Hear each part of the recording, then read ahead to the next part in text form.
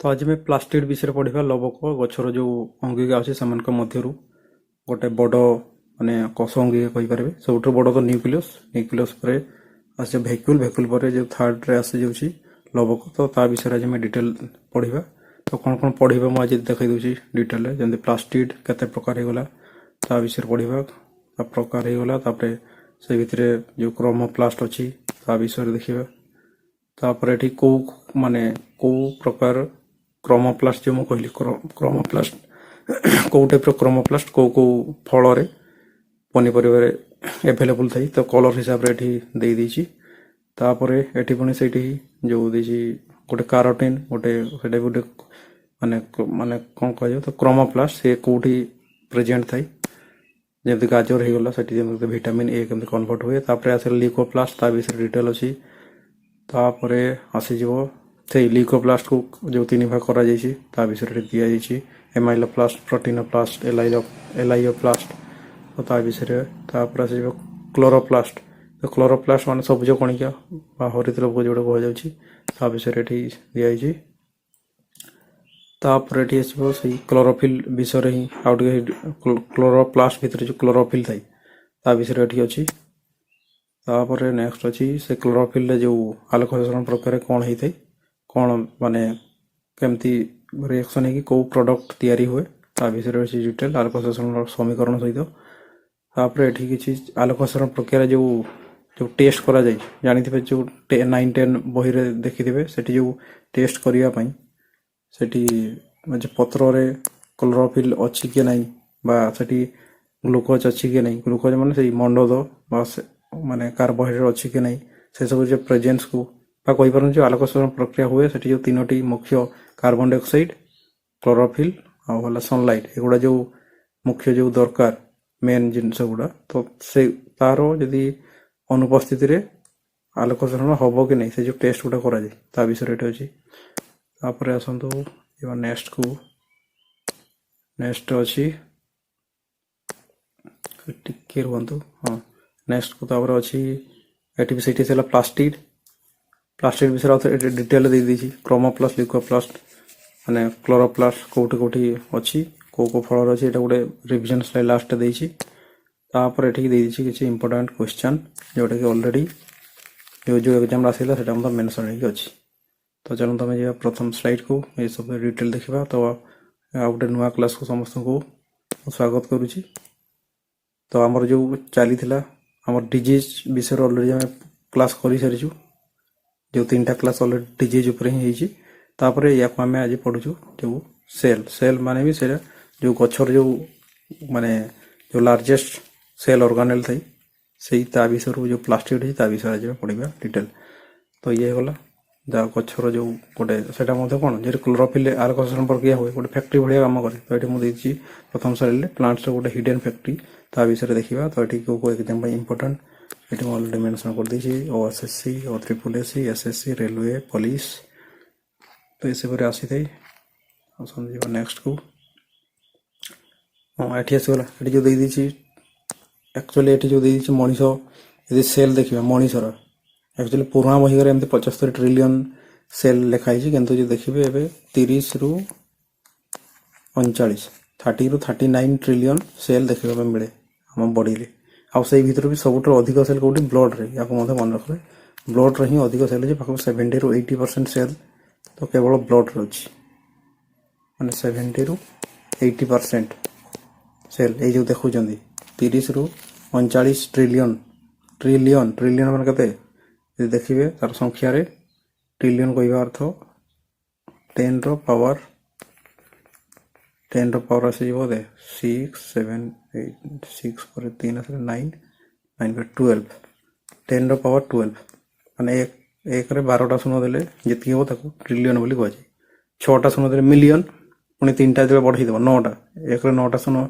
जतले हे तो बिलियन बोली कहै छै जतले 12 टा शून्य हो ताको ट्रिलियन बोली कहै छै तो 1 ट्रिलियन माने जानि जे 10 रो पावर 12 तो 30 बा 39 ट्रिलियन कहि बार तो कते गेला 30 यदि मु 30 धरबी 30 into 10 रो पावर 12 एतकी टामो सेल अछि कोन एटा जे एवरेज गुटे धराई सेमति नो पूरा एक्यूरेट ତ ଏତିକି 30 ରୁ 39 ଏଇଟା ହଉଛି ଜାଣିବା ପାଇଁ ଇନଫର୍ମେସନ୍ ଦେଇଛି, ସେମିତି ଏଠି କ୍ୱେଶ୍ଚନ୍ ଆସେନି। ତ ଏତିକି ସେଲ୍ ଆମ ଗୋଟେ ମାନେ ହ୍ୟୁମାନ୍ ବଡିରେ ଥାଏ। ଆଉ ଯଦି ଦେଖିବେ ସେଲ୍ର ଯଦି ଡେଫିନେସନ୍ ଦେଖିବେ କ'ଣ, ତ basic building block of life, ଆମ ଜୀବନର ବା ଆମ ଜୀବନ ମାନେ ଆମ ଶରୀରର। ଯେମିତି ଗୋଟେ ଘର ଦେଖିବେ, ଏଠି ଯେଉଁ ଡେଫିନେସନ୍ ଯେମିତି ଘର ତିଆରି ପାଇଁ ସେଠି ବ୍ରିକ୍ସ, ଯେମିତି ବହୁତ ଗୁଡ଼ା ବ୍ରିକ୍ସ ମାନେ ଇଟା ଯୋଡ଼ି ଯୋଡ଼ି ହେଇକି କାନ୍ଥ ହେଇକି ରୁମ୍ ହେଇକି ବହୁତ ଗୁଡ଼ା ରୁମ୍ ମିଶିଲା ପରେ ଗୋଟେ ବିଲ୍ଡିଂ ହେଇଯାଏ। ସେଇଭଳିଆ ଏଠି ବ୍ଲକ୍ ଭଳିଆ କାର୍ଯ୍ୟ କରିଥାଏ କିଏ, ଯେଉଁଟା ହେଉଛି ଆମର ସେଲ୍। ବହୁତ ଗୁଡ଼ା ସେଲ୍ ମିଶିଲା ପରେ ଟିସ୍ୟୁ ପରେ ଅର୍ଗାନ୍ ପରେ ଅର୍ଗାନ୍ ସିଷ୍ଟମ୍, ତାପରେ ହେଇଛି ଗୋଟେ ବଡି। ତାପରେ ଆସନ୍ତୁ ନେକ୍ସଟକୁ। ହଁ, ଏଠି ମୁଖ୍ୟତଃ ଆମେ ଦେଖିବା ଯେଉଁ ଗଛର ଯେଉଁ ସେଲ୍ ଯେଉଁଟା ପ୍ଲାଷ୍ଟିଡ୍ ଅଛି ସେଇ ବିଷୟରେ ଆମେ ଦେଖିବା। ତ ମୁଁ ଆଉ ଗୋଟେ ପରେ ପୂର୍ବରୁ ମଧ୍ୟ କ୍ଲାସ୍ ମୁଁ ଦେଇଛି ଯେଉଁ ଏନିମାଲ୍ ସେଲ୍ ପ୍ଲାଣ୍ଟ ସେଲ୍ ମଧ୍ୟରେ କ'ଣ ପାର୍ଥକ୍ୟ ଅଲରେଡ଼ି ଦେଇଛି। ତ ଆଉ ଗୋଟେ ହେଲେ ମୁଁ ଡିଟେଲ୍ କ୍ଲାସ୍ ଆଣିବି ଯେଉଁଥିରେ ସବୁକୁ ମେନସନ୍ କରିକି ଆଉ ଟିକେ ମାନେ ଭଲସେ ଯେମିତି ଇଜିଲି ବୁଝିପାରିବେ ପୁରା ଡାଇଗ୍ରାମ୍ ସହିତ ତା ବିଷୟରେ ନେଇକି ଆସିବି, ପୁରା ପ୍ଲାଣ୍ଟ ସେଲ୍ ଆଉ ଏନିମାଲ୍ ସେଲ୍ ତା ବିଷୟରେ ଡିଟେଲ୍ରେ କ୍ୱେଶ୍ଚନ୍ ସହିତ। ତ ଆଜି ବାସ୍ ଏଠି ପ୍ଲାଷ୍ଟିକ୍ ବିଷୟରେ ଆମେ ଦେଖିବା। କିନ୍ତୁ ପ୍ଲାଷ୍ଟିକ୍କୁ କ'ଣ କୁହାଯାଏ, ଲବକ ବୋଲି କୁହାଯାଏ ଓଡ଼ିଆରେ। ଯଦି ଦେଖିବ ତା ସାଇଜ୍ ଦେଖିବେ, ଏଠି ମୁଁ ଲିଖିଛି ଲାର୍ଜେଷ୍ଟ ସେଲ୍ ଅର୍ଗାନ୍, ଖାଲି ଲାର୍ଜେଷ୍ଟ ନୁହଁ, ଏଇଟା ହେଉଛି ଲାର୍ଜେଷ୍ଟ ଏମଙ୍ଗ, ଏଠି ଲିଖିଦେବେ ଲାର୍ଜେଷ୍ଟ ଏଠି ଯଦି largest cell among largest cell, one of the largest cell, ମାନେ ଇଏ ଲାର୍ଜେଷ୍ଟ ନୁହଁ, ଏଇଟା ହେଉଛି ପାଖାପାଖି 3 ନମ୍ବରରେ ଆସିଯିବ ଲାର୍ଜେଷ୍ଟ। ସବୁଠୁ ଲାର୍ଜେଷ୍ଟ ନ୍ୟୁକ୍ଲିୟସ୍ ହେବ, ସବୁଠାରୁ ଲାର୍ଜେଷ୍ଟ ଗଛର। ତ ୟାକୁ ଚେକ୍ କରିନେବେ, ମାନେ one of the largest cell organelle. ତାପରେ ୟାର ଡିସ୍କଭରି ଦେଖିବେ ଆର୍ନେଷ୍ଟ ହେକେଲ୍ ଡିସ୍କଭର କରିଥିଲେ ପ୍ଲାଷ୍ଟିଡ୍କୁ। ଆଉ ଯିଏ ନାମ ଦେଇଥିଲେ ପ୍ଲାଷ୍ଟିଡ୍ ବୋଲି ନମେନକ୍ଲେଚର ଯେଉଁ କହିଛି ନେମିଂ ଦେଇଥିଲେ, ତାକୁ ଦେଇଥିଲେ ସିମ୍ପର। ମାନେ ସିମ୍ପରକୁ ମନେ ରଖିବା ହେଇଗଲେ ଏତେ AFW ଏତେ ମନେ ରଖିବା ପାଇଁ ପଡ଼ିବନି, ସିମ୍ପର। ତ ସିମ୍ପର ହେଇଗଲା ନେମିଂ, ଡିସ୍କଭର କରିଥିଲେ ଆର୍ନେଷ୍ଟ ହେକେଲ୍। ଆଉ ଇଏ ହେଇଗଲେ ମାନେ ୟାକୁ କୁହାଯାଏ କ'ଣ, one of the largest cell among the cells of the plant. ଏଠି ଅର୍ଗାନେଲ୍ ମାନେ କାହାକୁ ଅର୍ଗାନେଲ୍ କୁହାଯାଏ, ଯେଉଁ ଗୋଟେ କୋଷରେ ଯେତିକି ଗୁଡ଼ା ବି ଜିନିଷ ଥାଏ ସେଠି, ଗୋଟେ କୋଷକୁ ଯେଉଁ ଜିନିଷ ଗୁଡ଼ା ସେଠି ଥାଇକି ଗୋଟେ ଜିନିଷ ମିଶିକି ଗୋଟେ ସେଲ୍କୁ ତିଆରି କରନ୍ତି, ସେମାନଙ୍କୁ ଅର୍ଗାନେଲ୍ ବୋଲି କୁହାଯାଏ। The tiny machines inside a cell that do specific job, ମାନେ ପ୍ରତ୍ୟେକ ଜଣେ କୋଷ ଭିତରେ ଯେତିକି ଗୁଡ଼ା ଫଙ୍କସନ୍ ହୁଏ, ବିଭିନ୍ନ ପ୍ରକାର ଫଙ୍କସନ୍ ହେଇଥାଏ, ସେଇ ଫଙ୍କସନ୍ ଭିତରୁ ଗୋଟେ ସ୍ପେସିଫିକ୍ ଫଙ୍କସନ୍କୁ ଯେଉଁ ଜିନିଷ ଗୁଡ଼ା କରନ୍ତି, ଯେମିତି ଗୋଟେ ବଡ଼ ମେସିନ୍ ହେଇଯାଏ, ଯେମିତି ବାଇକ୍ ଦେଖିବେ, ବାଇକ୍ର ଇଞ୍ଜିନ୍ରେ ଯେଉଁ ଦେଖିବେ, ଇଞ୍ଜିନ୍ ତ ଖାଲି ତ ଇଞ୍ଜିନ୍ କାମ କରେନି, ସେଠି କାର୍ବୁରେଟର୍ ଅଛି, କେଉଁଠି ସ୍ପାର୍କ ପ୍ଲଗ୍ ଅଛି, ତାପରେ ପମ୍ପ ଅଛି, ଅଏଲ୍କୁ ଯିଏ ପମ୍ପ କରିବ, ମାନେ ଏୟାର ଫିଲ୍ଟର, ସବୁ ଗୁଡ଼ା ଗୋଟେ ପାର୍ଟ ମିଶିକି ଇଞ୍ଜିନ୍ ଅଛି। ତ ସେଇଭଳିଆ ଗୋଟେ ସେଲ୍କୁ ଯେଉଁମାନେ ସେଲ୍ ଭିତରେ ଯେତେ ଗୁଡ଼ା ବି ଅଛି, ଯେଉଁକି ଗୋଟେ ସେଲ୍କୁ ମେଣ୍ଟେନ୍ କରିକି ରଖନ୍ତି, ଜୀବିତ କରିକି ରଖନ୍ତି, ସେଠି ଯେତେ ଗୁଡ଼ା ଜିନିଷ ଅଛି ତାକୁ ସେଲ୍ ଅର୍ଗାନେଲ୍ ବା ଅଙ୍ଗିକା ବୋଲି କୁହାଯାଉଛି। ଏଠି ଓଡ଼ିଆରେ ବି ଲିଖିଦେଇଛି, ଦେଖିନେବେ। ଆପଣ ନେକ୍ସଟକୁ ଆଉ ଏଠି କେଉଁ ଏକ୍ଜାମ୍ ପାଇଁ ଅଲରେଡ଼ି ମୁଁ ଏଠି ମେନସନ୍ କରିଦେଇଛି, ନଜର ପକାଉଥିବେ। SSC CGL 2021ର ଡେଟ୍ ପ୍ଲାଷ୍ଟିଡ୍ ଉପରେ ଆସିଥିଲା। ତାପରେ ଆସନ୍ତୁ, ଆଉ ପ୍ଲାଷ୍ଟିଡ୍ ହେଉଛି କେଉଁଠି, ଏଇଟା ହେଉଛି ପ୍ଲାଣ୍ଟରେ ଆଭେଲେବୁଲ୍ ଥାଏ, ଏଇଟା ହେଉଛି କ'ଣ ହ୍ୟୁମାନ୍ରେ ନଥାଏ, ଜୀବମାନଙ୍କର ପ୍ଲାଷ୍ଟିଡ୍। ଆଉ ସେ ପ୍ଲାଷ୍ଟିକ୍ ଯୋଗୁଁ ହିଁ ସେ କ'ଣ ଆଲୋକ ଶୋଷଣ ପ୍ରକ୍ରିୟା କରିପାରେ, ତା ଯୋଗୁଁ ହିଁ ଗଛ ହେଉଛି ବଞ୍ଚିଛି।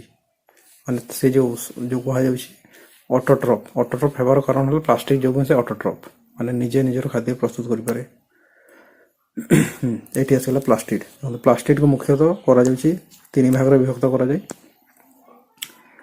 ଗୋଟେ ହେଲା ହେଇଗଲା, ଗୋଟେ କୁହାଯାଏ କ୍ରୋମୋପ୍ଲାଷ୍ଟ, ଆଉ ଗୋଟେ ହେଲା ଲ୍ୟୁକୋପ୍ଲାଷ୍ଟ, ଆଉ ଗୋଟେ ହେଇଗଲା କ୍ଲୋରୋପ୍ଲାଷ୍ଟ। ଏ କ୍ଲୋରୋପ୍ଲାଷ୍ଟ ବି ଯଦି ଦେଖିବେ, ଇଏ ବି ଗୋଟେ କହିପାରିବେ, ଇଏ ହେଉଛି ପାର୍ଟ ହେଉଛି ଏଇ କ୍ରୋମୋପ୍ଲାଷ୍ଟ ହିଁ ଗୋଟେ ପାର୍ଟ, ଯେଉଁ କ୍ଲୋରୋପ୍ଲାଷ୍ଟଟା। ଯେହେତୁ କ୍ଲୋରୋପ୍ଲାଷ୍ଟର ଭୂମିକା ବହୁତ ଅଧିକ ଗଛରେ, ତେଣୁ ୟାକୁ ସେପାରେଟ୍ କରାଯାଇଛି ଅଲଗା ୟା ବିଷୟରେ, ମାନେ ସେପାରେଟ୍ କରିକି ୟାକୁ ସ୍ପେସିଫିକ୍ ତା ବିଷୟରେ ପଢ଼ିବା ପାଇଁ ଅଲଗା ଗୋଟେ ୟାକୁ ଡିଭିଜନ୍ ଦିଆଯାଇଛି। ତ ପ୍ଲାଷ୍ଟିକ୍କୁ 3 ଭାଗ କରାଯାଏ, କ୍ରୋମୋପ୍ଲାଷ୍ଟ, ଲ୍ୟୁକୋପ୍ଲାଷ୍ଟ, ତାପରେ ଆସିଗଲା କ୍ଲୋରୋପ୍ଲାଷ୍ଟ। ଯଦି ଏଠି ଦେଖିବେ ଯେଉଁ କ୍ରୋମୋପ୍ଲାଷ୍ଟରେ ଯେଉଁଟା ଓଡ଼ିଆରେ ବର୍ଣ୍ଣକଳା, ମାନେ ଏଠି ବିଭିନ୍ନ ପ୍ରକାର କଲର୍ର ବଲପକ ଥିବ, ହଳଦିଆ, ନାଲି, ବାଇଗଣୀ, ଏମିତି ବିଭିନ୍ନ ପ୍ରକାର କଲର୍ର ଯେଉଁ ପ୍ଲାଷ୍ଟିକ୍ ଥାଏ ତାକୁ କୁହାଯାଏ କ୍ରୋମୋପ୍ଲାଷ୍ଟ। ଆଉ ସେଇ କଲର୍ ଭିତରେ ଗ୍ରୀନ୍ଟା ବି ଗୋଟେ କଲର୍, ତ ଇଏ ବି ସେଥିପାଇଁ କୁହାଯାଏ କ୍ଲୋରୋପ୍ଲାଷ୍ଟ ମଧ୍ୟ ଗୋଟେ କ୍ରୋମୋପ୍ଲାଷ୍ଟର ହିଁ ପାର୍ଟ, ୟାକୁ ସେପାରେଟ୍ ଅଲଗା ପଢ଼ାଯାଏ। ତ କ୍ଲୋରୋପ୍ଲାଷ୍ଟ ଏଗୁলো ହେଉଛି ସବୁଜ ସବୁଜ ରଙ୍ଗର ପ୍ଲାଷ୍ଟିକକୁ କ୍ରୋମୋପ୍ଲାଷ୍ଟ ଆଉ ବାକି ଯେତେ ସବୁ ଅଛି ତା ବିଷୟରେ ଅଛି ନେକ୍ସଟ ସ୍ଲାଇଡକୁ ସେଟା ଦେଖିବା। ତ ଏଠି ଦେଖନ୍ତୁ ତାର ଫଙ୍କସନ୍ ଦେଖିବେ ପ୍ରୋଭାଇଡ୍ ଡିଫରେଣ୍ଟ କଲର୍ସ ଯେଉଁଟା କ୍ରୋମୋପ୍ଲାଷ୍ଟ ବିଭିନ୍ନ ପ୍ରକାର ରଙ୍ଗ ଏହା ଯୋଗୁଁ ହିଁ ହେଇଥାଏ ଗଛରେ। ଏ ଦେଖିବେ ଫୁଲର ବିଭିନ୍ନ ପ୍ରକାର ରଙ୍ଗ ହେଇଗଲା, ଫଳ ହେଇଗଲା, ଯେତେ ଭେଜିଟେବୁଲ୍ସ ହେଇଗଲା, ବିଲାତି ଯେତେ ନାଲ ଦେଖାଯାଏ, ଗାଜର ହେଇଗଲା, କାରଟ ଯେଉଁ ଅରେଞ୍ଜ ଟାଇପ୍ର ବା ଆମ୍ବ ସବୁଜ ଦେଖାଯାଏ, କଞ୍ଚା ବେଳେ ପାଚିଗଲେ ପୁଣି ଅରେଞ୍ଜ ଯେଉଁ ମାନେ ହଳଦିଆ କଲର ଦେଖାଯାଏ। ସେମିତି କମଳା ହେଇଗଲା, ସେମିତି ଅମୃତଭଣ୍ଡା ସବୁଜ ଦେଖାଯାଏ, ପାଚିଗଲେ ସେଇ କାରୋଟିନ୍ ଟାଇପ୍ର ମାନେ କାରଟ ଯେଉଁ କଲର ଅରେଞ୍ଜ ସେଇ ଟାଇପ୍ର କଲର ଆସେ। ତ ସେଗୁଡ଼ା ଏଇସବୁ କ୍ରୋମୋପ୍ଲାଷ୍ଟ ଯୋଗୁଁ ହେଇଥାଏ।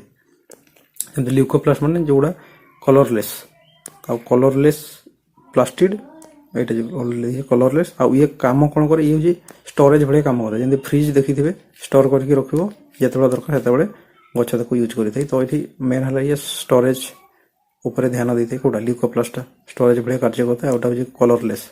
ଲ୍ୟୁକୋପ୍ଲାଷ୍ଟ ହେଉଛି କଲରଲେସ୍ ଶ୍ଵେତ ଲବକ ଯେଉଁଟା କୁହାଯାଉଛି ଓଡ଼ିଆରେ। ତାପରେ ଆସିଲା କ୍ଲୋରୋପ୍ଲାଷ୍ଟ। କ୍ଲୋରୋପ୍ଲାଷ୍ଟ ତ କହିଲି ଏଇଟା ବି ସେ କ୍ରୋମୋପ୍ଲାଷ୍ଟ ଭଳିଆ ହିଁ, ମାନେ ଗୋଟେ କଲରଫୁଲ୍ କମ୍ପାଉଣ୍ଡ ବା ଯେଉଁଟା ଗ୍ରୀନ୍ କଲର ତାକୁ ହିଁ କୁହାଯାଏ ହରିତ ଲବକ। ଆଉ କ୍ଲୋରୋପ୍ଲାଷ୍ଟ ଭିତରେ ହିଁ କିଏ ଯଦି ପତ୍ରକୁ ଜୁମ୍ କରିକି ଦେଖିବେ, ଏଇଟା ଅଲରେଡି କେତେ 10 କ୍ଲାସରେ ଅଛି ବୋଧେ। ପତ୍ରକୁ ଯେଉଁ କ୍ଲୋରୋପ୍ଲାଷ୍ଟକୁ କାଟିଦେଲେ ଯଦି ସେଠି ଜୁମ୍ କରିକି ଥିବେ, କ୍ଲୋରୋପ୍ଲାଷ୍ଟ ଭିତରେ ଦେଖିବାକୁ ମିଳେ ମାନେ ଥାଇଲାକଏଡ୍ ଭିତରେ ଯେଉଁ ଅଛି ତାର ମେମ୍ବ୍ରେନ୍ ଉପରେ ଥାଏ କ୍ଲୋରୋଫିଲ୍। ତ ଏଇଟା ହେଉଛି ଆକ୍ଚୁଆଲି କି ସେ ପୁଣି କ୍ଲୋରୋଫିଲ୍ କିଏ ମାଗ୍ନେସିୟମ୍ ଥାଏ, ତା ଯୋଗୁଁ କଲର ହେଉଛି ଗ୍ରୀନ୍ କଲର ଦେଖାଯାଏ। ଏ ଯେଉଁ ଫଙ୍କସନ୍ ଦେଖିବେ ଗ୍ରୀନ୍ କଲରର ଏଇଟା ହେଇଥାଏ। ଆଉ ଇଏ ଫଟୋସିନ୍ଥେସିସରେ ইয়ার ভূমিকা বহুত ইম্পর্টান্ট ক্লোরোপ্লাস্ট। তারপরে নেক্সট হয় না গোটে গোটে ଦେଖିବା ক্রোমোপ্লাস্ট, লিউকোপ্লাস্ট, ক্লোরোপ্লাস্ট ତା ବିଷୟରେ ଡିଟେଲରେ। ଫାର୍ଷ୍ଟ ଆମେ ଦେଖିବା ହେଉଛି କ୍ରୋମୋପ୍ଲାଷ୍ଟ। ଯଦି କ୍ରୋମୋପ୍ଲାଷ୍ଟକୁ ଦେଖିବେ, ମୁଁ କହିଲି ବିଭିନ୍ନ ପ୍ରକାର କଲର, ଯେତେ ସବୁ କଲର ଗଛରେ ଦେଖୁଥିବେ ସବୁ କାରଣ ହେଲା ଏଇ କ୍ରୋମୋପ୍ଲାଷ୍ଟ ଯୋଗୁଁ ବିଭିନ୍ନ ପ୍ରକାର କଲର। ତାପରେ ଯଦି ଏଠି ଦେଖିବେ ତାର ଏଠି ରୋଲ୍ ଦେଲା ପିଗମେଣ୍ଟ ପ୍ରଡ୍ୟୁସେସ୍ ମାନେ ବିଭିନ୍ନ ପ୍ରକାର କଣିକା ରଙ୍ଗ କଣିକା ବା ରଞ୍ଜକ ଉତ୍ପାଦକ ଏଠି ଦେଇଛି। ରଞ୍ଜକ ମାନେ ବିଭିନ୍ନ ପ୍ରକାର କଲର ଯେଉଁ କଣିକା ତିଆରି କରେ। ତ ପିଗମେଣ୍ଟ ପ୍ରଡ୍ୟୁସର କୁହାଯାଏ କ୍ରୋମୋପ୍ଲାଷ୍ଟକୁ। ତାପରେ ତାର ଯଦି ଦେଖିବେ ability gives beautiful colours to flowers, fruits and vegetables to attract insect for pollination. ଆଉ ଏ କ'ଣ କଥା ଫୁଲ ହଉ କି ଫଳ ହଉ ତାକୁ ବିଭିନ୍ନ ପ୍ରକାର ଯେତେ ସବୁ ରଙ୍ଗ ନାଲି, ହଳଦିଆ, ବାଇଗଣୀ ଯାହା ବି ଦେଖୁଛନ୍ତି କଲର ସବୁ କ୍ରୋମୋପ୍ଲାଷ୍ଟ ଯୋଗୁଁ ହେଇଥାଏ। ଆଉ ସେଇ କଲର କ'ଣ କରିଥାଏ, କଲର ଯେଉଁ ଫୁଲରେ ଯଦି କଲର ଥିବ ସେ ଇନସେକ୍ଟ ମାନଙ୍କୁ ମାନେ ଆଟ୍ରାକ୍ଟ କରେ। ଆଟ୍ରାକ୍ଟ କଲେ କ'ଣ ଫୁଲରେ ଯେଉଁ ମେଲ୍ ପାର୍ଟ ଫିମେଲ୍ ପାର୍ଟ ଥାଏ ଷ୍ଟାମେନ୍, ତାପରେ ଆଉ ସେଠି କ'ଣ ଥାଏ ଷ୍ଟାମେନ୍ ଆଉ ଯେଉଁ ଆଉ ଗୋଟେ ଫିମେଲ୍ ପାର୍ଟକୁ ସେଇଟା ମୁଁ ଅଲରେଡ଼ି କଭର୍ କରିଛି, ଏଇଟା ମୁଁ ଠିକ୍ ମନେ ପଡ଼ୁନି। ତ ଯେଉଁ ମେଲ୍ ପାର୍ଟ ଫିମେଲ୍ ପାର୍ଟ ଥାଏ ତାଙ୍କ ଭିତରେ ଯେଉଁ ପଲେନ୍ ଗ୍ରେନ୍ ଥାଏ ତା ଯୋଗୁଁ କ'ଣ ଟ୍ରାନ୍ସଫର ହୁଏ। ତ ସେଠି ଇନସେକ୍ଟ ମାନଙ୍କୁ ସେ ଆଟ୍ରାକ୍ଟ କରିଥାଏ। ତ ସେ କଲର ଆକ୍ଚୁଆଲି ଗଛ ଯେଉଁ କଲର ରଖିଛି ସେଟା ହେଉଛି ଆଟ୍ରାକ୍ଟ କରିବା ପାଇଁ ହିଁ ରଖିଛି।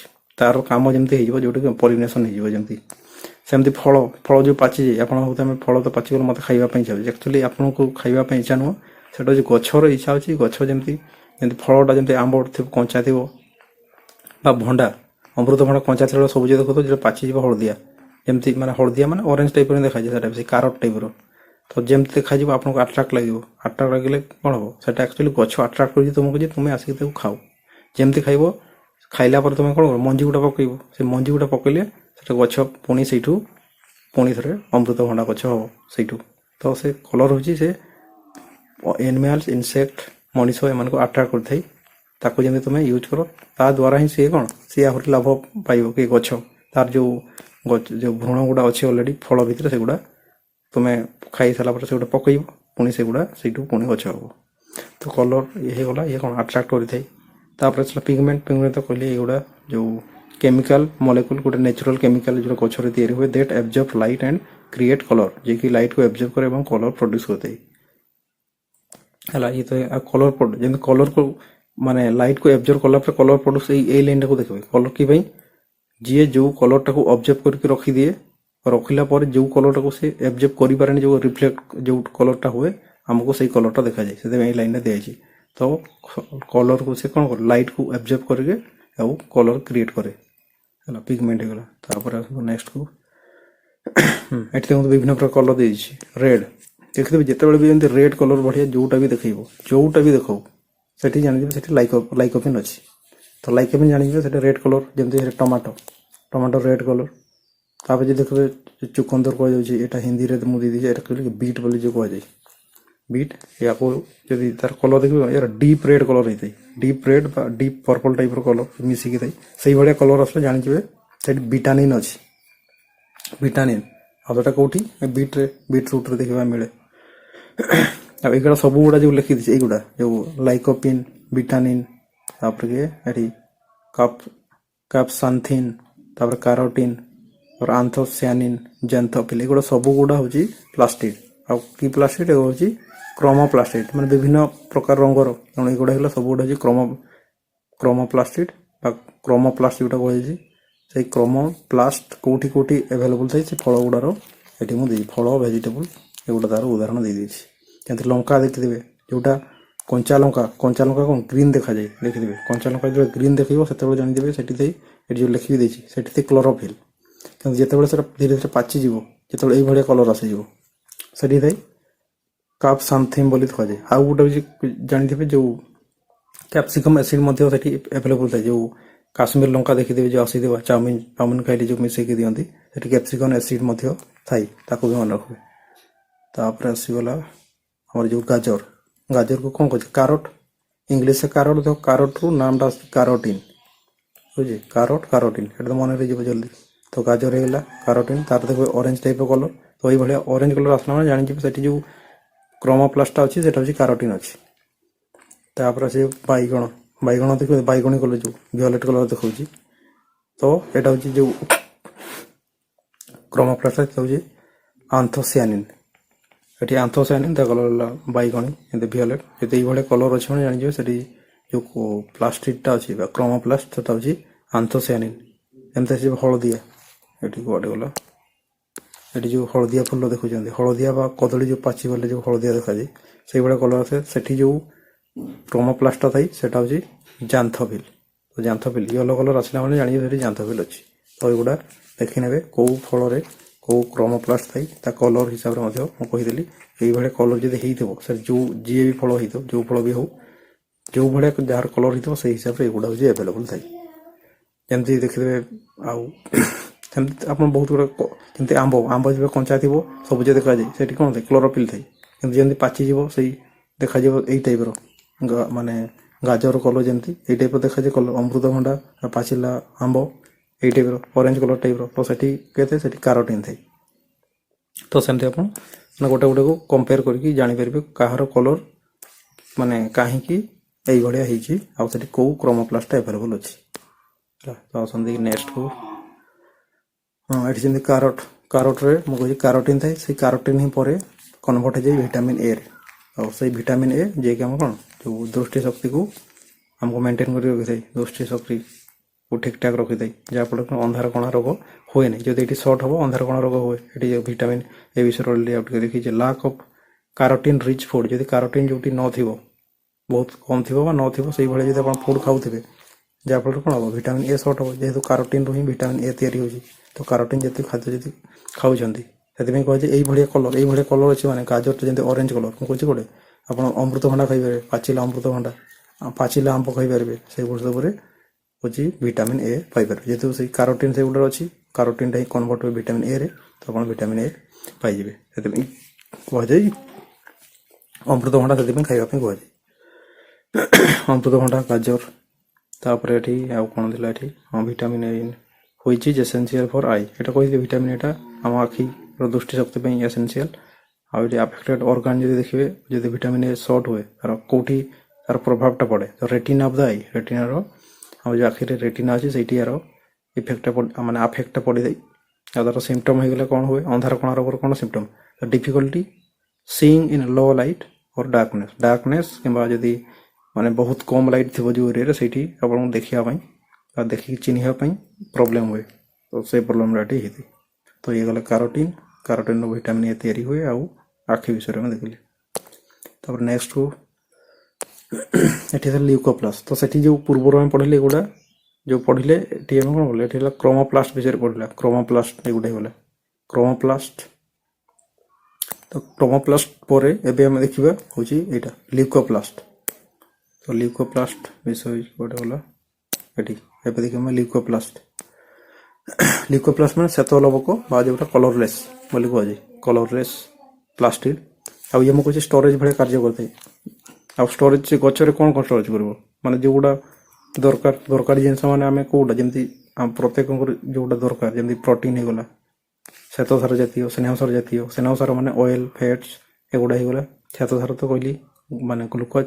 ଆଉ ପ୍ରୋଟିନ୍ କୋଉଟା, ପ୍ରୋଟିନ୍ କ୍ଷୁଦ୍ରତମ ଏକକ ଏମିନୋ ଆସିଡ୍। ତ ସେଇଗୁଡ଼ାକୁ ଯିଏ ଷ୍ଟୋରେଜ କାମ କରିଥାଏ କି ଲ୍ୟୁକୋପ୍ଲାଷ୍ଟ କରିଥାଏ ଷ୍ଟୋରେଜ। ଏଠି ଦେଖିବେ ତା ରୋଲ୍ କ'ଣ, ଦ ଅଲ୍ଟିମେଟ୍ ଷ୍ଟୋରେଜ ୟୁନିଟ୍। ଏଇଟା କହିଲି ଇଏ ଷ୍ଟୋର କରିକି ରଖିଥାଏ ଯାହା ସବୁ ଗଛରେ ମାନେ ଏକ୍ସଟ୍ରା ହେଇଯାଏ, ତାକୁ ଷ୍ଟୋର କରି ରଖିବ, ଯେତେବେଳେ ଦରକାର ତାକୁ ସେଇଠୁ କାଢ଼ିକି ଖର୍ଚ୍ଚ କରିଥାଏ। ତାପରେ ଆପିଆରାନ୍ସ ଦେଖିବେ ୟାର completely colourless, found in roots and non green plant. Non green plant ହେଇଗଲା। ତାପରେ ଯୋଉ ଗଛ ଚେରଟାକୁ ଦେଖିବେ, ଚେରଟା କ'ଣ ଧଳା ଧଳା ଟାଇପ୍ର ଦେଖାଯାଏ, ସେଟା ହେଉଛି କହିବାର ସେଠି ଲ୍ୟୁକୋପ୍ଲାଷ୍ଟ ଥାଏ। ସେଥିପାଇଁ ତାର କଲର ମାନେ ଶ୍ଵେତ ଲବକ ଟାଇପ୍ର, ମାନେ ଧଳା ଟାଇପ୍ର ଦେଖାଯାଏ। ଆଉ ତାପରେ ଷ୍ଟୋରେଜ ମୁଁ କହିଲି ଇଏ କ'ଣ କରେ, keeping food safe for the plant to use later like a refrigerator. Refrigerator ଯେମିତି ଆମେ ଫ୍ରିଜ୍ ଘରେ ୟୁଜ୍ କରୁଛୁ, ଯେମିତି ଯୋଉଟା ଏକ୍ସଟ୍ରା ଥିବ ତାକୁ କ'ଣ ଷ୍ଟୋର କରିକି ରଖିଦେଉ, ଯେତେବେଳେ ଦରକାର ସେଠୁ ବାହାର କରିକି ୟୁଜ୍ କରୁ। ସେଇଭଳିଆ ଇଏ ଯୋଉଟା ଆମ ଲ୍ୟୁକୋପ୍ଲାଷ୍ଟ ସିଏ କାର୍ଯ୍ୟ କରିଥାଏ। ଆଉ ସେ ଲ୍ୟୁକୋପ୍ଲାଷ୍ଟ ବି ମୁଁ କହିଲି 3 ପ୍ରକାର ଖାଦ୍ୟକୁ ସେ ଷ୍ଟୋର କରିକି ରଖେ, ଯେମିତି ହେଲା ଶ୍ଵେତସାର ଜାତୀୟ, ସ୍ନେହସାର ଆଉ ପ୍ରୋଟିନ୍। ତ ସେଇ ଯୋଉ ଖାଦ୍ୟକୁ ସେ ଷ୍ଟୋର କରିକି ରଖୁଛି, ସେ ଯୋଉ ଭଳି ଖାଦ୍ୟକୁ ସେ ଷ୍ଟୋର କରିକି ରଖୁଛି ସେଇଭଳିଆ ହିସାବରେ ତାଙ୍କ ନାଁ ମଧ୍ୟ ଏଠି ଦିଆଗଲା। ଯିଏ ଶ୍ଵେତସାର ଜାତୀୟକୁ ଯିଏ ଷ୍ଟୋର କରି ରଖେ ତାକୁ ଏମାଇଲୋପ୍ଲାଷ୍ଟ କୁହାଯାଏ। ଏମାଇଲୋପ୍ଲାଷ୍ଟ ଏଠି ଆପଣ ଲିଙ୍କ କରିପାରିବେ, ଯୋଉ ଆମେ ଯୋଉ ଖାଦ୍ୟ ଖାଇଲା ବେଳେ ମୁଁ କହୁଛି ସେଠି ଏମାଇଲେଜ ବାହାରେ, ଯିଏ ଶ୍ଵେତସାରକୁ ଯିଏ ମାନେ ହଜମ କରେ, କିଏ ଥିଲା, ଏମାଇଲେଜ ଥିଲା, କହିଥିଲି ଏମାଇଲେଜ ହେଉଛି ଶ୍ଵେତସାରକୁ ହଜମ କରେ।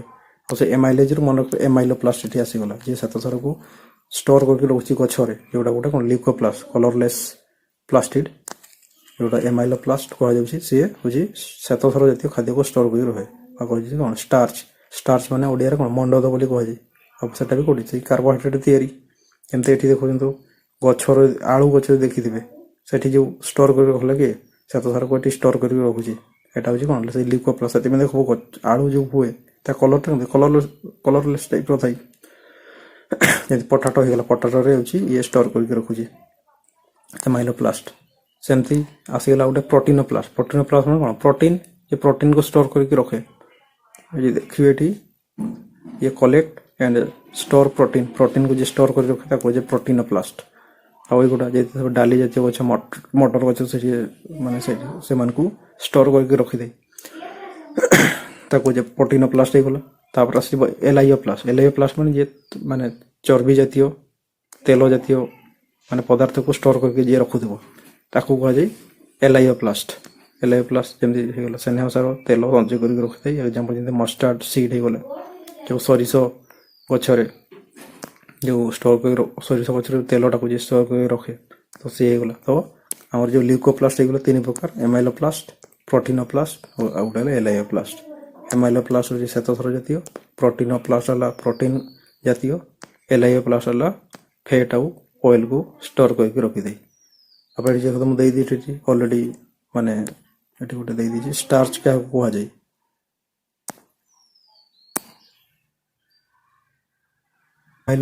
ଏମାଇଲୋପ୍ଲାଷ୍ଟ ତ କହିଲି, ମାନେ ଏଠି କ'ଣ ଗୋଟେ କହୁଥିଲି, ହଁ ଷ୍ଟାର୍ଚ କାହାକୁ କୁହାଯାଏ, ମାନେ ଷ୍ଟାର୍ଚ ଗୋଟେ ଡେଫିନେସନ୍ ଦେଇଛି, store plant energy made of sugar. ସେଇ ମୁଁ କହିଲି ଷ୍ଟାର୍ଚ ଯୋଉ ଶ୍ଵେତସାର କୁହାଯାଏ, ଯେଟା ସେଇ କାର୍ବୋହାଇଡ୍ରେଟ୍ ତିଆରି। ଆଉ କାର୍ବୋହାଇଡ୍ରେଟ୍ କୋଉଥିରେ ତିଆରି, ସେଇ ଶ୍ଵେତସାରରେ ମାନେ ଗ୍ଲୁକୋଜରେ ତିଆରି। ଆଉ ତାକୁ ହିଁ ସୁଗାର ବୋଲି କୁହାଯାଏ। ତ ଶର୍କରା ଦ୍ୱାରା ଗଠିତ ଉଦ୍ଭିଦର ସଞ୍ଚିତ ଶକ୍ତି, ତାକୁ କ'ଣ ଷ୍ଟାର୍ଚ ବୋଲି କୁହାଯାଏ, ବା ଓଡ଼ିଆରେ ଏଠି କ'ଣ ଯୋଉ ମଣ୍ଡଦ ବୋଲି କୁହାଯାଏ। ମଣ୍ଡଦ ହେଇଗଲା। ତାପରେ ଆସନ୍ତୁ ନେକ୍ସଟକୁ, ଏଠି ଆସିଗଲା କ୍ଲୋରୋପ୍ଲାଷ୍ଟ। ଆମ ଅଲରେଡି ଆମେ 3ଟା ଦେଖି ସାରିଲୁ। ଏଠି ଯୋଉ ଅଛି ଆମର ଯୋଉ ପ୍ଲାଷ୍ଟିଡ୍ ଯୋଉ ଏଠି ଆମେ ପଢିଥିଲୁ, ପ୍ଲାଷ୍ଟିଡ୍, କ୍ରୋମୋପ୍ଲାଷ୍ଟ, ଲ୍ୟୁକୋପ୍ଲାଷ୍ଟ ଆଉ କ୍ଲୋରୋପ୍ଲାଷ୍ଟ। ତ ଏଇ 2ଟା ଆମେ ପଢି ସାରିଲୁ। ଲ୍ୟୁକୋପ୍ଲାଷ୍ଟ ହେଇଗଲା, କ୍ରୋମୋପ୍ଲାଷ୍ଟ। ଏବେ ଦେଖିବା କ୍ଲୋରୋପ୍ଲାଷ୍ଟ। ତ କ୍ଲୋରୋପ୍ଲାଷ୍ଟ ବିଷୟରେ ଏଠି ଗୋଟେ ଗଲା।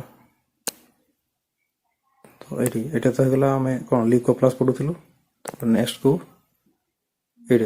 ଇଏ ଆସିଗଲା କ୍ଲୋରୋପ୍ଲାଷ୍ଟ। ତ କ୍ଲୋରୋପ୍ଲାଷ୍ଟ ଏହାର କଲର ହେଉଛି କଦି ସବୁଜ ଗ୍ରୀନ୍ ଟାଇପ୍ର, ୟାକୁ ହରିତ ଲବକ ବୋଲି କୁହାଯାଏ। ଆଉ ୟାକୁ ହିଁ କିଚେନ୍ ଅଫ୍ ଦ ସେଲ୍ ବୋଲି କୁହାଯାଏ। ଯେହେତୁ ଏଠି ଗଛ ମାନେ ଶକ୍ତି ତିଆରି ହେଇଥାଏ ଏଇଠି, ଯେଉଁ ମାନେ ଶକ୍ତି ମାନେ ଗ୍ଲୁକୋଜ ଏଇଠି ତିଆରି ହୁଏ। ଆଉ ଏଇଟାକୁ ହିଁ ଗଛ ମାନେ ୟୁଜ୍ କରିକି ଏଠି ବି ତିଆରି କରେ। ତେଣୁ ୟାକୁ କିଚେନ୍ ଅଫ୍ ଦ ସେଲ୍ ବୋଲି କୁହାଯାଏ। ଆଉ ଏଇଟା କୋଉଠି ଥାଏ? ପତ୍ରରେ ଥାଏ। ଆଉ ସେଥିରେ ଯେହେତୁ ଏଟା ପତ୍ରରେ ଥାଏ, ବେଳେବେଳେ ପତ୍ରକୁ ମଧ୍ୟ କୁହାଯାଏ ଗଛର ରୋଷେଇ ଘର ବୋଲି କୁହାଯାଏ ପତ୍ରକୁ। ଆକ୍ଚୁଆଲି ଏଟା ପତ୍ର ନୁହଁ, ସେ ପତ୍ରରେ ଯେଉଁ ଅଛି ଆମର ଯେଉଁ କ୍ଲୋରୋପ୍ଲାଷ୍ଟ, ଆଉ କ୍ଲୋରୋପ୍ଲାଷ୍ଟ ବି ନୁହଁ, ଯେଉଁ କ୍ଲୋରୋପ୍ଲାଷ୍ଟ ଭିତରେ ଯେଉଁ ଅଛି କ୍ଲୋରୋଫିଲ୍, ସେଇ କ୍ଲୋରୋଫିଲ୍କୁ ଆକ୍ଚୁଆଲି କୁହାଯାଉଛି କିଚେନ୍ ଅଫ୍ ଦ ମାନେ ସେଲ୍। ଆଉ ଯଦି ୟା ବିଷୟରେ ମୁଁ ଆଉ ଗୋଟେ ଡିଟେଲ୍ କଥା ଆଣିବି, ଯେଉଁଠି ଆଉ ଟିକେ ଡିଟେଲ୍ ଯେଉଁ କ୍ଲୋରୋପ୍ଲାଷ୍ଟ ତା ଭିତରେ କ'ଣ କ'ଣ ସବୁ ଅଛି, କେମିତି ଅଛି। ଏଠି ଯେଉଁ ଥାଇଲାକଏଡ୍ ଦେଖିବା ମିଳେ, ଥାଇଲାକଏଡ୍, ଆଉ ଏଠି ଟିକେ କହିଦେଉଛି ହେଲେ ବି, ଏଠି ଯେଉଁ କ୍ଲୋରୋପ୍ଲାଷ୍ଟ ଭିତରେ ଯେଉଁ ଗୋଟେ ତରଳ ପଦାର୍ଥ ଦେଖିବାକୁ ମିଳେ, ସେ ତରଳ ପଦାର୍ଥକୁ କୁହାଯାଏ କ'ଣ କୁହାଯାଏ ତାକୁ? ଷ୍ଟ୍ରୋମା କୁହାଯାଏ। ସେଇ ତରଳ ପଦାର୍ଥ ଷ୍ଟ୍ରୋମା। ସେଠି ପୁଣି ଏଇ ଛୋଟ ଛୋଟ ଥାଳି ଭଳିଆ ଯେଉଁ ଦେଖାଉଛନ୍ତି, ଏଗୁଡ଼ା ଛୋଟ ଛୋଟ ଥାଳି ଭଳିଆ ଯେଉଁ ଅଛି ତାକୁ କୁହାଯାଏ ଥାଇଲାକଏଡ୍। ଆଉ ଥାଇଲାକଏଡ୍ ଭିତରେ ଯେଉଁ ଗୋଟେ ତରଳ ପଦାର୍ଥ ତାକୁ ଲ୍ୟୁମେନ୍ ବୋଲି କୁହାଯାଏ ହେଲା। ଏଗୁଡ଼ା ତ ହେଇଗଲେ ଗୋଟେ ଗୋଟେ ଥାଇଲାକଏଡ୍ ଏମାନଙ୍କୁ କୁହାଯାଏ। ଆଉ ଯେଉଁ କହିଲେ ଥାଇଲାକଏଡ୍ ଯେଉଁ ତରଳ ପଦାର୍ଥ ଥାଏ ତାକୁ ଲ୍ୟୁମେନ୍ ବୋଲି କୁହାଯାଏ। ଆଉ ସେ ଥାଇଲାକଏଡ୍ର ସାର୍ଫେସ୍ ଉପରେ ଥାଇ ହେଉଛି ଆମର କ୍ଲୋରୋଫିଲ୍ ହେଲା। କ୍ଲୋରୋଫିଲ୍ ହେଉଛି ଥାଇଲାକଏଡ୍ର ମାନେ ମେମ୍ବ୍ରେନ୍ ଉପରେ ଥାଏ। ତ ୟା ବିଷୟରେ ମୁଁ ଆଉ ଗୋଟେ ଡିଟେଲ୍ ଆଣିବି ପୁରା ଡାଇଗ୍ରାମ୍ ସହିତ, ସେତେବେଳେ ଆଉ ଟିକେ ରିଭିଜନ୍ ହେଇଯିବ। ତ ଏଠି ଦେଖନ୍ତୁ, ଏ ଡବଲ୍ ଲେୟର୍ସ ମାନେ ମେମ୍ବ୍ରେନ୍ କୋଉଟା, ଯେଉଁଟା କ୍ଲୋରୋପ୍ଲାଷ୍ଟର ତାର ଡବଲ୍ ଲେୟର୍ ଥାଏ to protect wall holding the factory together. ମାନେ ଏଇ ଯେତେ ଗୁଡ଼ା ବି ଅଛି ପୁରା ସବୁ ଗୁଡ଼ାଏ ମାନେ ସିଧା ମନେ ରଖନ୍ତୁ, ଏଠି ଡବଲ୍ ଲେୟାର ମେମ୍ବ୍ରେନ୍ ଥାଏ। ଗୋଟେ ବାହାର ଆବରଣ, ଭିତର ଆବରଣ ଅଛି। ତାପରେ ଏଠି ସେଲ୍ଫ ଡିଏନ୍ଏ, ଆର ନିଜସ୍ୱ ଡିଏନ୍ଏ ଥାଏ। It has its own genetic code. ଆଉ ଡିଏନ୍ଏ ଅଛି ମାନେ କ'ଣ, ଜେନେଟିକ୍ କୋଡ୍ ବି ସେଇଠି ଅଛି, ଡିଏନ୍ଏରେ ହିଁ ଥାଏ। ତାପରେ ଏଠି କ୍ୱେଶ୍ଚନ୍ ଅଲରେଡି ମେନ୍ସନ୍ କରିଦେଇଛି, ୟୁପିଏସସି ସିଡିଏସ୍ ରେଟ୍ ଆସିଥିଲା। ତାପରେ ଏଠି ଯେହେତୁ 70S ରାଇବୋଜମ୍, ଏଇ ଟାଇପ୍ର ରାଇବୋଜମ୍, ମୁଁ ସେ ରାଇବୋଜମ୍ ବିଷୟରେ ପଢ଼େଇଛି। ସେଠି 70S ଆଉ ଗୋଟେ ଥିଲା କେତେ 80S ଥିଲା, 70 ଆଉ 80। ତ ଏଠି 70S ରାଇବୋଜମ୍ ଏଠି ଦେଖିବାକୁ ମିଳେ। ଆଉ 70S ଯେଉଁ ରାଇବୋଜମ୍, ୟା ବିଷୟରେ ମୁଁ ଅଲରେଡି କହିଛି, ଏଇଟା ହେଉଛି 50S ଆଉ 30S ରେ ତିଆରି। ଏଇ 50S 30Sକୁ ଏକ ସଂଖ୍ୟା ଭାବିବେନି, ଏଗୁଡ଼ା ହେଉଛି ନାମ। 50S ଇଏ ଗୋଟେ ଅଲଗା ନା, ଯେଉଁଠି ସ୍ୱେଟବାର୍ଗ କନଷ୍ଟାଣ୍ଟ, ଯେଉଁ S ଫର୍ ହେଲା ସ୍ୱେଟବାର୍ଗ କନଷ୍ଟାଣ୍ଟ। ତ 50S ଇଏ ହେଉଛି ଗୋଟେ ନା, ୟାକୁ ସଂଖ୍ୟା ଭାବିବେନି, ନହେଲେ ସଂଖ୍ୟା ଭାବିକି କହୁଥିବେ 50 30 ମିଶିକି ତ 80 ହେବା କଥା, ସେମିତି ନୁହଁ। ଏଇଟା ହେଉଛି ନାମ ଦିଆଯିବ। 50S 50S ଆଉ ଗୋଟେ 30S, ଏଇ ଦୁଇ ପ୍ରକାର ମାନେ ମିଶିକି 70S ରାଇବୋଜମ୍ ତିଆରି ହେଇଥାଏ। ଆଉ ଏଇଟା କ୍ୱେଶ୍ଚନ୍ ଦେଖନ୍ତୁ, SSC CGL 2023। ତ ଇଏ ହେଇଗଲା କ୍ଲୋରୋପ୍ଲାଷ୍ଟ। ଆଉ ଡିଟେଲ୍ କ୍ଲାସ୍ ମୁଁ ପରେ ଆଣିବି, ଆଉ ଟିକେ ଡିଟେଲ୍ ୟା ଭିତରେ କ'ଣ କ'ଣ ଅଛି, କ'ଣ ସବୁ କ୍ଲୋରୋଫିଲ୍ କୋଉଠି, କେମିତି କ'ଣ ଡିଟେଲ୍ ସେଟା ପରେ ଦେଖିବେ। ଯେହେତୁ ଆମେ ଏଠି କ୍ରୋମୋପ୍ଲାଷ୍ଟ ବା ପ୍ଲାଷ୍ଟିଡ୍ ବିଷୟରେ ପଢ଼ୁଛୁ, ତ ଏଠି ଯେତିକି ଦରକାର ମୁଁ ସେତିକି କହୁଛି। ତାପରେ ତ ନେକ୍ସଟକୁ ଏଠି ହେଲା ଆମର ଯେଉଁ କ୍ଲୋରୋପ୍ଲାଷ୍ଟ ଭିତରେ ଅଛି, ମୁଁ କ'ଣ କହିଲି ଥାଇଲାକଏଡ୍ର ମେମ୍ବ୍ରେନ୍ ଉପରେ ଦେଖିବାକୁ ମିଳେ ଯେଉଁ ଥାଇଲାକଏଡ୍, ସେ ଥାଇଲାକଏଡ୍ର ମେମ୍ବ୍ରେନ୍ ଉପରେ ଦେଖିବାକୁ ମିଳେ କ'ଣ, କ୍ଲୋରୋଫିଲ୍ ସେଇଠି ଦେଖିବାକୁ ମିଳେ। ଆଉ ସେଇ କ୍ଲୋରୋଫିଲ୍ର ଯଦି ସେଣ୍ଟରରେ ବି ଦେଖିବେ, ସେଠି ତ ଆକ୍ଚୁଆଲି ହେଉଛି ମାଗ୍ନେସିୟମ୍ ହେଲା। ସେ ମାଗ୍ନେସିୟମ୍ ଯୋଗୁଁ ହିଁ ପତ୍ରର କଲର୍ ହେଇଥାଏ ହେଉଛି ଗ୍ରୀନ୍, ମାନେ ଯେଉଁଠି କ୍ଲୋରୋଫିଲ୍ ଥାଏ ତାର କଲର୍ ହେଲା ଗ୍ରୀନ୍, ସେଥିପାଇଁ ହେଇଥାଏ ମେନ୍ ହେଲା ମାଗ୍ନେସିୟମ୍। ତ ମାଗ୍ନେସିୟମ୍ ଏଠି ମନେ ରଖିବେ। ତାପରେ ଏଠି ଆସିଗଲା, ଦେଖନ୍ତୁ ଦ ହାର୍ଟ ଅଫ୍ ଗ୍ରୀନ୍ କଲର୍ ହେବାର କାରଣ କ୍ଲୋରୋଫିଲ୍, ଆଉ କ୍ଲୋରୋଫିଲ୍ରେ ବି କିଏ ଥାଏ, ମାଗ୍ନେସିୟମ୍ ଥାଏ ସେଣ୍ଟରରେ, ସେଥିପାଇଁ ଗ୍ରୀନ୍ କଲର୍ ହେଇଥାଏ। ଆଉ ଏଠି ଯେମିତି କ୍ୱେଶ୍ଚନ୍ NTPCରେ ମଧ୍ୟ ଆସିଥିଲା, NDA ଡିଫେନ୍ସ NDA, ତାପରେ SSC VA village agriculture worker, ସେଥିରେ ମଧ୍ୟ ଆସିଥିଲା। ତାପରେ ଯଦି ଆଉ ଦେଖିବେ ଏମିତି ଆସିଗଲା ଏଠି chlorophyll is the green pigment, ସେଇଟା ହିଁ କହିଲି, ଏଇଟା ଅଲରେଡି କହିସାରିଛି, ସେଗୁଡ଼ା ହିଁ ଲେଖା ହେଇଛି। ଯଦି ଡାଇରେକ୍ଟ ଦେଖିବେ ଏକ୍ଜାମ୍ କ୍ୱେଶ୍ଚନ୍ର କୋଉ ଟାଇପ୍ର ଆସିଥିଲା, at the absolute center of every chlorophyll molecule sits a magnesium। ଏଇଟା ତ କହିଲି, ମାଗ୍ନେସିୟମ୍ କହିଛି, ଯେତେ ସବୁ କ୍ଲୋରୋଫିଲ୍ ଅଛି ତା ସେଣ୍ଟରରେ ମାଗ୍ନେସିୟମ୍ ଥାଏ, ଆଉ ମାଗ୍ନେସିୟମ୍ ଆୟନ୍, ତା ଯୋଗୁଁ ହିଁ କ'ଣ ମାନେ ଗ୍ରୀନ୍ କଲର୍ ହେଇଥାଏ। ତାପରେ ନେକ୍ସଟକୁ ଏଠି ହେଲା ସେଇ ଯେହେତୁ କ୍ଲୋରୋପ୍ଲାଷ୍ଟ ବିଷୟରେ ଆମେ ପଢ଼ୁଛୁ, ଆଉ ସେ କ୍ଲୋରୋପ୍ଲାଷ୍ଟ ଭିତରେ ହିଁ କେତେ କ୍ଲୋରୋଫିଲ୍, ସେଇ କ୍ଲୋରୋଫିଲ୍ କ'ଣ କରିଥାଏ, ଆଲୋକ ଶୋଷଣ ପ୍ରକ୍ରିୟାରେ ସାହାଯ୍ୟ କରିଥାଏ। ଆଉ ସେ ଆଲୋକ ଶୋଷଣ ପ୍ରକ୍ରିୟାରେ ଆମେ କୋଉଟା ମୁଖ୍ୟତଃ କାର୍ବନ ଡାଇଅକ୍ସାଇଡ, ୱାଟର ଆଉ ସନଲାଇଟ୍ ଏ ତିନିଟାକୁ କ୍ଲୋରୋଫିଲ୍ କ'ଣ କରେ ୟୁଜ୍ କରେ। ତାକୁ ୟୁଜ୍ କଲା ପରେ ଏପଟେ ଯେଉଁ ଫାଇନାଲି ଯେଉଁ ବାହାରେ ପ୍ରଡକ୍ଟ ଗ୍ଲୁକୋଜ ତିଆରି ହୁଏ C6H12O6। ଏ ଗ୍ଲୁକୋଜର ଏଠି ଫର୍ମୁଲାକୁ ମନେ ରଖିବେ C6H12O6। ୟାର ଯଦି ରେସିଓ ଦେଖିବେ ଗୋଟେ ଗ୍ଲୁକୋଜରେ ରେସିଓ କାର୍ବନ ହାଇଡ୍ରୋଜେନ ଆଉ ଅକ୍ସିଜେନର ରେସିଓ କେତେ ବୁଝିବ 6 12 and 6 याको जो 6 रे काट दिबे 6 को 6 14 12 6 को 6 तो 1:2:1 याको मन रखिबे कार्बन हाइड्रोजन आ ऑक्सीजन रो रेशियो आ बेले बेले से केवल जो एमती माने सीरियली पचाई देबो कार्बन हाइड्रोजन ऑक्सीजन सेमती न बेले बेले से लिखि देबो hydrogen H2 carbon H2 oxygen तो सही हिसाब रे हमर रेशियो पे देबा में पड़बो।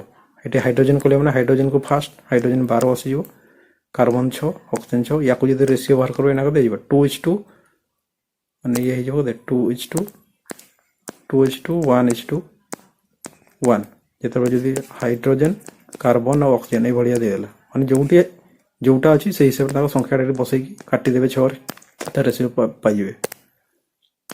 तापर ऑक्सीजन आसी गला ऑक्सीजन भी बाहर माने ग्लूकोज सहित आउ जल बाहरी दे आउ एठी जे देइतिले जो आलोकषण प्रक्रिया रे केतोटी कार्बन डाइऑक्साइड और केतोटी जल अणु मिसी की एठी जो प्रतिक्रिया हुए तापर जो एपटे जो तैयारी होची ग्लूकोज तो सी जो देइतिले याको मन रॉबर्ट हिल को मन रखबे। रॉबर्ट हिल ए इक्वेशन ता देइतिले अब से कहितिले 6टा कार्बन डाइऑक्साइड 12टा जल अणु मिसी की सनलाइट को के क्लोरोफिल जो यूज करला परे एगुडा कन्वर्ट की ग्लूकोज तैयारी करि थाई। ग्लूकोज सहित 6टा एटी बाहरी थाई जल अणु आउ 6टा ऑक्सीजन। तो मुख्यतः याको मन रखबे केतोटी कार्बन डाइऑक्साइड और केतोटी जल अणु मिसी की आलोक शोषण रे यूज हेतै याको कहितिले रॉबर्ट हिल याको मन रखबे। तापर एटी फोटोसिंथेसिस विषय कहले the process where plants use sunlight to cook their own food को रसोई करिवार तो एटा तैयारी करिवा ग्लूकोज तैयारी करिवा पई जो प्रोसेसटा हुए माने सनलाइट को यूज कर जो क्लोरोफिल जोटा कहली ताको ही कहजे फोटोसिंथेसिस आलोक शोषण प्रक्रिया। आ एटा मध्ये दी प्रकार अछि सेटा हम पूर्वर मध्ये कहिछि सेटा देखि नेबे आलोक शोषण प्रक्रिया विषय रे। अब नेक्स्ट को आसंतु आ एठी सर जो आउट डिटेल दिछि जो गछरे जो थाए माने जो 10 क्लास रो बहिरे देखि देबे सेठी जो मु कहली एठी जो हमको कोन मुख्यतः आलोक शोषण प्रक्रिया में कार्बन डाइऑक्साइड वाटर सनलाइट ये जो तीनोटी दरकार हुए गोटे तो ता विषय परीक्षा अछि जदि एटा ए भीतर कोटे जे कोनोसी एब्सेंट हेगला माने एठी ग्लूकोज तयारी करबाटा संभव नय। तो ता विषय जो टेस्ट होची से टेस्ट भीतर एठी मु देइछि किछि गोटे टेस्ट होची एठी हला माने जो अल्कोहल पकैले क्लोरोफिल को रिमूव करिवा पई केमिति रिमूव करा जाय ता विषय दिछि जेमति आपण अल्कोहल जदि गोटे पत्र को पकैबे पत्र को पकैके से फुट गरम करिवे सेठी कोन होय क्लोरोफिल होची सेठी रिमूव हे जाय। क्लोरोफिल जेमति रिमूव हे जो गोटे पत्र रे जदि पकैबे माने अल्कोहल माने से मद जदि पकैबे दी ताको गरम करबे कोन हो सेठी क्लोरोफिल रिमूव हे जो क्लोरोफिल जेमति रिमूव हे जो कोन जो कलर पत्रटा कलरलेस देखा जिवो कि जेहेतु सबुज कलर देखुची क्लोरोफिल जो गुया क्लोरोफिल जदि सेठी हटि जिवो कोन देखो कलरलेस देखा जिवो सेमति एटा होची एटा टेस्ट करा जाय याको मन रखबे क्लोरोफिल को रिमूव करिया पई पत्र रू काहाको यूज कर जेबा केमति हो सेटा होची अल्कोहल को यूज करथे अल्कोहल रे जतबे पत्र को बॉयल करबे सेतबेले रिमूव माने क्लोरोफिल टा रिमूव हो जाय। तापर याको मन रखबे माने गछरे गोटा जदि गछ को बिना आलोक शोषण प्रक्रिया रे बिना आलोक शोषण प्रक्रिया केतेबेले हो जदि आपण गोटे गछ को कोन करबे जदि अंधार घर रखि देबे बिना सनलाइट रे तो सीए ता देह रे माने से गछ रे जेति की ग्लूकोज थाई सेही ग्लूकोज को से यूज करिकी 3 दिन पर्यंत बंची पारिबो। 3 दिन केतेबेले दिन रे पचारिथबो 3 दिन किबा केतेबेले घंटा रे पचारे घंटा गेले गोटे दिन को 24 घंटा 3 दिन कहले 24 3 72 तो 72 घंटा पर्यंत रहि परबा 3 दिन पर्यंत से रहि परबो। तापर आ गोटे एमती क्वेश्चन आ सेटा जो गछरे माने पत्र रे स्टार्च अछि कि नै अवेलेबल अछि कि नै जानिबे केमती तो सेठी जो टेस्ट करा जाय मु कहली फास्ट होची अल्कोहल रे जेमती गरम करबे क्लोरोफिल बाहर जिवो क्लोरोफिल बाहरला पर कलरलेस हे जिवो कलरलेस हे गला परे सेठी जदि आपण पकइबे होची एटा याको कोन कहै आयोडीन जेमते आयोडीन पकइबे देखबे जोठी स्टार्च थिबो जोठी जेहेतु आमे क्लोरोफिल बाहर कर देले माने पत्र रे के रहला स्टार्च रहला तो से स्टार्च रे सहित जतो आयोडीन संस्पर्श रे आसीबो जेमते ता ऊपर आयोडीन पकइबे तार कलरटा ब्लू ब्लैक टाइप रो कलरटा देखा जिवो ना से बैगनी टाइप रो कलर देखा जिवो तो जोठी बैगनी कलर देखा जिवो जानि जिवो सेठी स्टार्च अछि तो याको गोटे मन रखिए स्टार्च को टेस्ट करने तार अच्छी कि नहीं क्या कौ लिक्विड टाक यूज कराए केमिकाल मन रखिए आयोडीन यूज कराए स्टार्च टेस्ट तापर आसगला गोटे ये कार्बन डाइऑक्साइड हूँ कौन बहुत यहाँ इम्पोर्टाट आलोक संपर्क तो कार्बन डाइऑक्साइड गोटे जो टेस्ट करा जाए गोटे एमती चित्र डायग्राम बनाऊँ माने जो 10 क्लास देखते एमती गोटे गछ थी पथर होगला एमती गछ थी ताकि घोड़े रखीदे घोड़े तो ये तो गचर ये तार जो कुंड थी कुंड थी आईटी या जो ये घोड़े रखला यही कभर भितर जी कार्बन डाइऑक्साइड अच्छी ताकू जमती से कार्बन डाइऑक्साइड को जमती पूरा शशि हो पूरा माने कार्बन डाइऑक्साइड ही रही एटी यूज करा पोटासियम हाइड्रोक्साइड या मन अच्छी ये जो पोटासियम हाइड्रोक्साइड को यूज कराए जो चित्र जो थिला एमती गछटी थी कभर करके एमती थी ये गोटे प्लेट थिला ये प्लेट रखी दिया किसी माने केमिकल से केमिकल एक्चुअली गोटा पोटासियम हाइड्रोक्साइड ये पोटासियम हाइड्रोक्साइड कौन करे ये जितक गुड़ा भी कार्बन डाइऑक्साइड थी शशि नहीं शशि नहीं गला मैंने कौन गछ पाइबनी गछ न पाइले आलोक संपर्क हेनी और जहाँफल 3 दिन पर गचटी मरीज तो या मन रखिए कार्बन डाइऑक्साइड को शशिवाई क्या यूज कराए या कौन पोटासियम हाइड्रोक्साइड KOH तापर आसगला यहाँ ही अलरेडी लिखी दी कार्बन डाइऑक्साइड ऑब्जर्व करे तो ये गला ये 4टा को मन रखिए मान 3टा को आउट नोट जो देखिए भेरिएगेटेड लिप माने जो खांटी गाँवली भाषा कह जो छेबला छेबला देखा जाए देखिए पत्र गुड़ा कौटे सबुज कलर देखो कौटे फाँका फाँका थी पूराटा कम्प्लीट हो न छेबला छेबला टाइप ताको कहुए भेरिएगेटेड लिप जब से लिप देखिए कौटा गोटे है मनी प्लांट होगा क्रॉटन लिप्स ये सब देखा जाए और से एक्चुअली कि जो माने सब जगह क्लोरोफिल प्रेजेंट हो न था बेले गोटे नाली पत्र भी देखिए से कौन नाली से माने कहू क्रोमोप्लास्ट सबुठी एभेलेबल न था कौटी फाँका थी से छेबला छेबला देखा जाए तापर नेक्स्ट को आसतु हाँ ये तो कहीदेली ये देदी माने रिविजन स्लाइड आसीगला क्रोमोप्लास्ट कहले विभिन्न प्रकार कलर जो फूल फल देखुवे युवा से जहाँ को कौन करे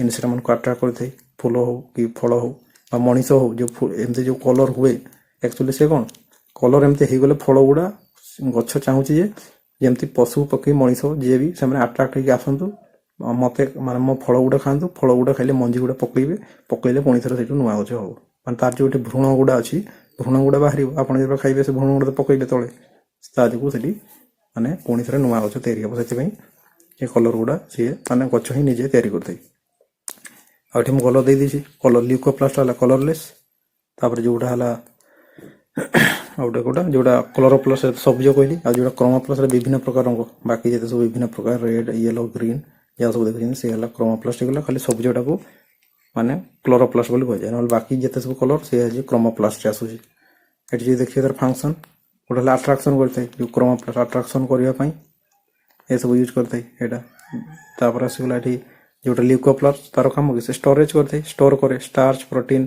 फैट को आउ से हिसाब से तार ना भी पड़े जे स्टार्च को स्टोर करे एमाइलेज प्रोटीन को जे करे प्रोटीनोप्लास्ट माने जे स्टार्च को करे एमाइलोप्लास्ट जे प्रोटीन को स्टोर करे प्रोटीनोप्लास्ट जे फैट को करे एलाइयोप्लास्ट तो ये से संचय करें सेमती जब या देखे क्लोरोप्लास्ट कौन करे माने क्लोरोप्लास्ट कौन आलोक प्रक्रिया करें फोटोसिंथेसिस तापर देखिए लोकेशन जो देखिए ये फ्रूट और फ्लावर बेसी देखिए जोटा क्रोमोप्लास्ट कि माने कलरफुल ऑर्गन को हुआ गचरे फूल आउ फल से गुड़ा ही कलरफुल होता है तो यहाँ फ्रूट आउ फ्लावर रे थाई बेले बेले जो विभिन्न प्रकार आजिकल गच भी आस देखिए पत्र मध्य कलरफुल थाई तो मुख्यतः तो बेसी है जो देखिए फूल आउ फल से तार लोकेशन जोटा क्रोमोप्लास्ट ये देखिए ल्यूकोप्लास्ट जोटा कलरलेस प्लास्टिक कहुए रूट रे आ रूट जो थी देखिए जो आलू होगा आलू चाष कले देखिए आलू गचरे से जो आलू रे जो स्टोर होता एक्चुअली कौटा थाई स्टार्च स्टोर होता एमाइलोप्लास्ट कहुए एमाइलोप्लास्ट भी गोटे किए से ल्यूकोप्लास्ट ही गोटे पार्ट आ जिते सब मंजी होगा जो माने प्रोटीन जातीय जमी डाली गछ डाली मटर से सबुरे से गोटे गोटे गोटे कौन से गोटे एक्चुअली से सीड कहीं ये लिखी दिए रूट और सीड रे प्रेजेंट थे ल्यूकोप्लास्ट तापर आसला क्लोरोप्लास्ट देखिए पत्र थे पत्र पत्र भी गोटे पत्र थे क्लोरोप्लास्ट माने से हाँ से किए से क्लोरोप्लास्ट होगा पुणी क्लोरोप्लास्ट भितर थाइलाकोइड भितर अच्छी क्लोरोफिल सेंटर अच्छी मैग्नेशियम तो ये सब कहीदेली ତାପରେ ଆସନ୍ତୁ ନେକ୍ସଟ କୁ ହଁ ଏଠି ଯୋଉ ଦେଇଥିଲା ରାଇପେନିଂ ଯୋଉ ଫଳ ଯେତେ ପାଚେ all 3 plastid can transform into each other based on the plants name ଗଛର ଯେମିତି ଦରକାର ହୁଏ ସେଇ ହିସାବରେ ଏଗୁଡ଼ା କ'ଣ ନିଜକୁ ନିଜେ ସେମାନେ ଟ୍ରାନ୍ସଫର୍ମ କରନ୍ତି ଯୋଉ ତିନୋଟି ଏଠି ଦେଖୁଛନ୍ତି କ୍ରୋମୋପ୍ଲାଷ୍ଟ ଲ୍ୟୁକୋପ୍ଲାଷ୍ଟ କ୍ଲୋରୋପ୍ଲାଷ୍ଟ ସେଇ ହିସାବରେ କ'ଣ ଟ୍ରାନ୍ସଫର୍ମ ମଧ୍ୟ ହେଇଥାଏ ଏପଟେ ଯୋଉ ଦେଇଛି ଆଉ ଷ୍ଟୋରେଜ ଏପଟେ ଦେଇଛି ଷ୍ଟୋରେଜ ବି ସେଇ ଟାଇପ୍ର ହେଇଥାଏ ତ ଆସନ୍ତି ନେକ୍ସଟକୁ ଏଠି ଦେଇଛି ଇମ୍ପୋର୍ଟାଣ୍ଟ କ୍ୱେଶ୍ଚନ୍ କୋଉଠି କୋଉ ଟାଇପ୍ର କ୍ୱେଶ୍ଚନ୍ ଆସିବ ଯଦି OSSC CGL 2021 ଦେଖିବେ what gives the red colour to ଟମାଟୋକୁ ରେଡ୍ କଲର କିଏ ଦିଏ ଅଲରେଡ଼ି ପଢ଼ିଛି ଲାଇକୋପିନ୍ ତାପରେ ଯଦି ୟାକୁ ଦେଖିବେ UPSC CDS ରେ which plant cell organelle has its own DNA and 70S ribosome ଏଇଟା ହେଉଛି କ୍ଲୋରୋପ୍ଲାଷ୍ଟରେ ଏଗୁଡ଼ା ଥାଏ ତାପରେ ଦେଖିବେ NTPC ରେ ଦେଖିବେ which metal ion is present in କ୍ଲୋରୋଫିଲ୍ରେ କୋଉ ଆୟନ୍ ଏବେ ହିଁ ପଢ଼େଇଲି ମାଗ୍ନେସିୟମ୍ ଆୟନ୍ ଥାଏ ତାପରେ ଆସିଲା OSSC RI 2020 ଯଦି ଦେଖିବେ night blindness is caused by the deficiency of which pigment derived vitamin କିଏ ଯିଏକି ଭିଟାମିନ୍ A ଡିରାଇଭ୍ କରେ କିଏ ଥାଏ କାରୋଟିନ୍ରୁ ଭିଟାମିନ୍ A ତିଆରି ହେଇଥାଏ ତା ଯୋଗୁଁ ହିଁ ନାଇଟ୍ ବ୍ଲାଇଣ୍ଡନେସ୍ ହୁଏ ତାପରେ ଆସିଗଲା SSB ଓଡ଼ିଶା 2022 ଦେଖିବେ ଏମାଇଲୋପ୍ଲାଷ୍ଟ ଆର୍ ରେସ୍ପନ୍ସିବୁଲ୍ ଫର୍ ଷ୍ଟୋରିଂ ଏମାଇଲୋ ମୁଁ କହୁଛି ଯିଏ ଶ୍ଵେତସାରକୁ ହଜମ କରେ ଯୋଉ ଆମେ ଯୋଉ ଡାଇଜେଷ୍ଟିଭ ସିଷ୍ଟମରେ ପଢୁଥିଲେ ସେଠି କିଏ ଏମାଇଲେଜ ଥିଲା ଯିଏ ଶ୍ଵେତସାରକୁ ହଜମ କରେ ଆଉ ସେଇ ଏମାଇଲେଜରୁ ମନେ ରଖିଦେବେ କ'ଣ ଯିବ ଏମାଇଲୋପ୍ଲାଷ୍ଟ ଯୋଉ ଷ୍ଟାର୍ଚକୁ ଯିଏ ଷ୍ଟୋର କରେ ଏମାଇଲୋପ୍ଲାଷ୍ଟ ପ୍ରୋଟିନକୁ ଯିଏ କରେ ପ୍ରୋଟିନୋପ୍ଲାଷ୍ଟ ଯିଏ ଅଏଲ ଫ୍ୟାଟକୁ କରେ ଏଲାଇଓପ୍ଲାଷ୍ଟ ତ ଇଏ ହେଲା ଆମର 5ଟି ମାନେ ଇମ୍ପୋର୍ଟାଣ୍ଟ କ୍ୱେଶ୍ଚନ୍ ତା ସହିତ କୋଉ ଏକ୍ଜାମରେ ଅଛି ସେ ଆମର ମେନସନ୍ ଅଛି ତ ୟାକୁ ଆଉଥରେ ଆପଣ ଦେଖିଦେବେ 2x ସ୍ପିଡରେ କମ୍ପ୍ଲିଟ୍ ଅନ୍ ଡିଟେଲ୍ ଆଉ ଟିକେ ଜାଣି ପକାଇବେ ମାନେ ଯେତିକି ଯଦି ଡାଉଟ୍ ଥିବ ଆଉଥରେ ରିଭାଇଜ୍ ହେଇଯିବ ତ ଆଜିକା କ୍ଲାସ୍କୁ ଏଇଠି ରଖୁଛୁ ନେକ୍ସଟ କ୍ଲାସ୍କୁ ଆଉଥରେ ଦେଖା ହେବ